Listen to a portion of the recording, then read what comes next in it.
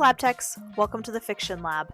Every week, I have on an industry expert to talk about the craft of writing and the story elements with us. I'm very funny. You should be laughing right now. The lab, story elements, you get it. My name is Katrina Schrader. I am the founder of the Fiction Lab. I am a book coach, editor, ghostwriter, writer. You can hear the train. We're just going to let that happen because I've just spent the last forever long trying to get my microphone to work and it didn't work. So we've moved over to my portable microphone.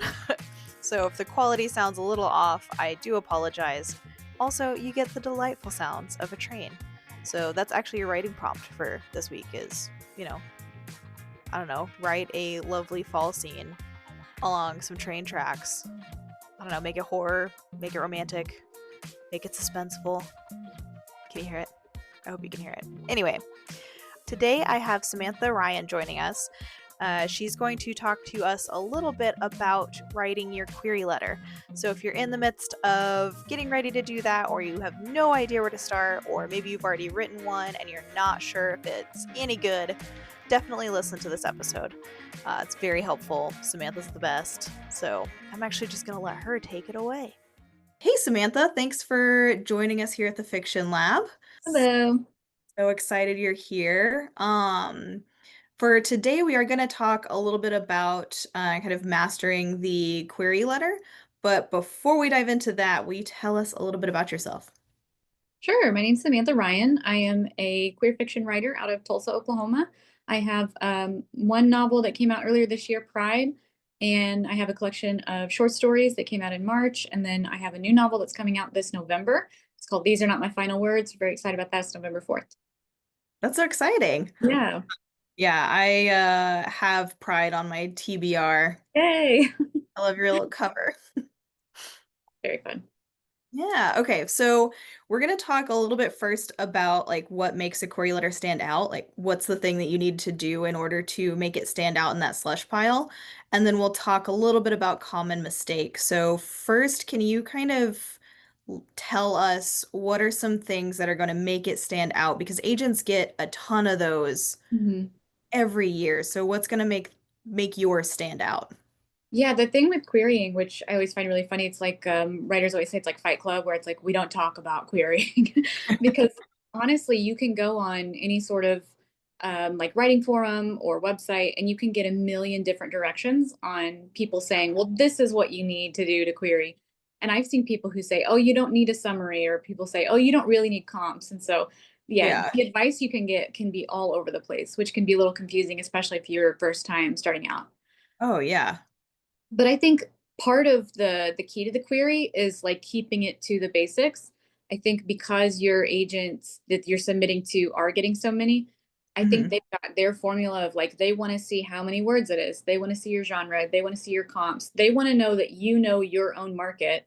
And I Yeah. think they're just going to go through and try to scan those things first. If you don't even have the formatting of what those things are, I think immediately it's going to be like a they don't know what they're doing kind of a thing. So I think Yeah. the biggest thing I would always recommend with this, like starting out authors, is just read the rules, follow the format, like make sure that that is as polished as it can be. I think right away that can trip people up. Oh yeah, especially since the fact that you've got so many different agents or publishers who ask for different things. Mhm. Like, I mean, I've gone through and I've helped some of my authors with their queries, and we run into this thing where one publisher wants one thing, an agent Exactly. wants something else, and then they also want it formatted in like Mhm. five different ways. Yeah. And I think if you don't do it that way, then that is showing the agent that you're not A, either paying attention, or B, you're not careful enough to meet the requirements that they're asking for. And I think those are going to be immediate things that they'll pull you out for. Oh yeah, so just paying attention to all of those little details is so important. I Yeah. think one of the other big things is don't withhold information. I think a lot of times when I read queries, especially with like if it's authors who are just starting out, it's like they almost don't want to give their secrets away. It's like, well, you Mm, have to read the book to find out why. This is not the time to tease anything. You do not yeah. want your agent sitting there thinking, well, it might have been good. I don't know. I never got to find out what the problem was. So you want to show them exactly what, especially like in a synopsis, you're giving out spoilers. You're showing exactly what each step is because you do not want to tease I think a lot of writers, I've seen a lot of sample queries where people put in like hypothetical questions. Do they want the, will they find this? Like, Oh, don't tease it. Don't say, is no. it a happily ever after? End it with, this is a happily ever after kind of a scenario. So, Yes, and something else I run into as well, kind of bouncing onto that, is I'll notice a lot of authors are hesitant to add a comp title, like a comparable mhm. title, just because it's like, well, if I'm telling them and it's a lot like Throne of Glass, then why don't, what's the point? But I think that's what agents are looking for, publishers are looking for. That sold really well, and it was, Mhm. this type of story. They want to Yeah. know. I think comps are like, for me, they were always the biggest stumbling block because it's hard to find something that's close enough that's not exactly like. So Yeah. what I started doing that really helped me was I would pick, because a lot of mine is more on the comedy side. I would say the humor of this with Hmm. the voice of this. And so it's like being able to pinpoint, I think, those exact things of like, it has the voice of this, made it a lot easier than just a blanket, you know, Yeah. just picking out titles. And I think like I've seen things recently that say now comps have to be 2 years. Before I saw a lot of advice that said it would be within the last 5 years. Um, Mhm. so I think a lot of that shifting of like, because the industry is moving so fast, Oh, agents are now looking for titles that are really within the last 2 years, which is pretty crazy to think about how yeah. quickly markets shift that way. Yeah, I was actually listening to, I think, a podcast episode with Adrian Tchaikovsky, and he mentioned that writers need to not write to necessarily to the market anymore, Mhm. just because it moves so fast. What we Yep, think is popular right now is not going to be popular next year or exactly. 2 years from now. So keeping it in that 2-year gap, I think, is so smart. Yeah. Okay, so those are kind of the things on how to make your query stand out. What are some common mistakes that you see a lot of writers make? Oh, that's a good one. I think I'm one of the best advice that I got, which one resource that I highly recommend if you are trying to get into querying on TikTok, there is a an agent, Gina Denny, and she's fantastic. She will take queries. You can submit your query to her TikTok page, and then she will read them, and then she kind of goes from an agent's perspective of where she'll stop reading or what hung her up, like what issues she sees. And there was one point, I think it was her who gave the advice that the problems that you have in your query letter generally mirror the problems you have in your manuscript, which I had never thought of it like that. Oh, Yeah, that and so she'll go through, and like one of them that kind of stuck out was the beginning of the query letter had all this backstory, and then it kind of started there's another paragraph with when so and so goes to blah blah blah, and she said that that when is really where your story starts. That's like your inciting incident that happens in the story. And so she was kind of saying, like, because they have all this backlog in the paragraph, she was like, I would be willing to bet money that your manuscript has all this in the front of the manuscript, and then you get to your inciting incident too late. So that's really wow. helped me a lot in looking at not only your query letter and how it's formatted, but also just the things that you notice in your query letter, then going back to the manuscript and saying, do these things happen in the manuscript that I need to polish up on? So I Yeah. think seeing those two units go together like that, I think is kind of was definitely game changing for me. Yeah, that's amazing. I never would have thought about that, but as I've gone through, I'll coach authors with their book and then we move into publishing and they want to start pitching, and that's so true. I will Mhm. have authors who are writing epic fantasies and then like really epic fantasies. And I remember running into issues of info dump at the beginning Mhm. and trying to train them out of it. It's hard to let go. They've done all this world building. It's so hard Yeah. to let that go. And then they're doing it again in their query letter. And that's Mhm. brilliant. Yeah. So yeah, I think a lot of it is because again, queries should be treated almost like the project. Write it Yeah. out, first draft, get it down, and then have other people look at it. I think that was another thing that really tripped me up is whenever I first started querying, I just wrote the letter and then was sending it out. I was not having people critique it. You almost need like a beta reader for a query letter.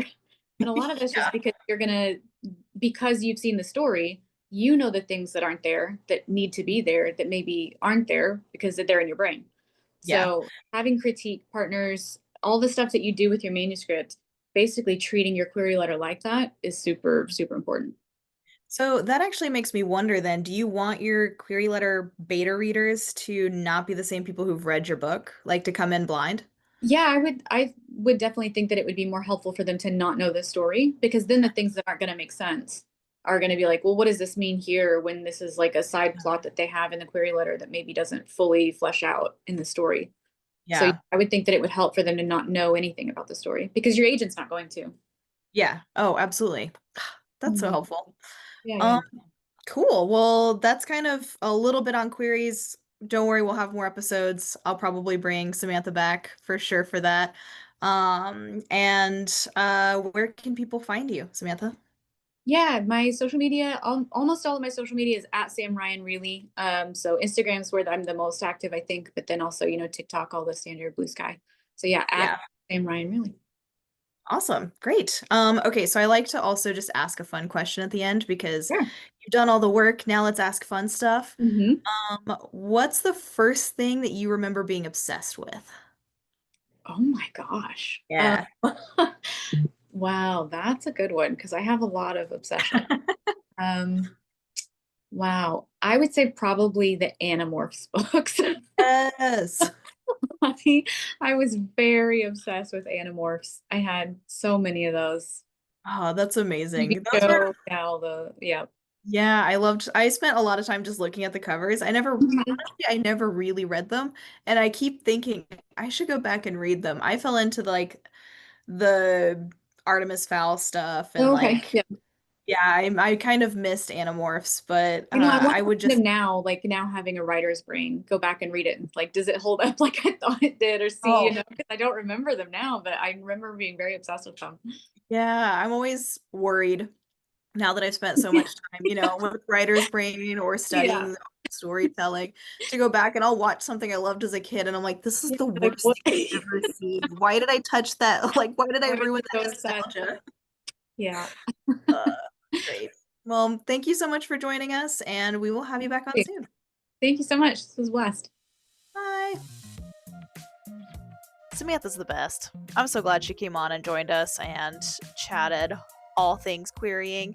She and I actually recorded a few other things together, so keep an eye out on upcoming weeks for some more Samantha episodes. Some more Samantha. So if you want to reach out to her or purchase any of her books, you can do so in the show notes. You can also join our Discord in the show notes. And Samantha actually joined us for a workshop a couple months ago to work on short story writing. So that was really fun. You can find the old recording for that. If you are a Lab Tech member, so if you pay for the subscription, you get access to all of that for free. If you want to purchase access to that workshop, then you can also find that within the server shop in Discord. Anyway, that's it for this week, and I'm excited about what's in store for you next week. Keep on writing. Bye.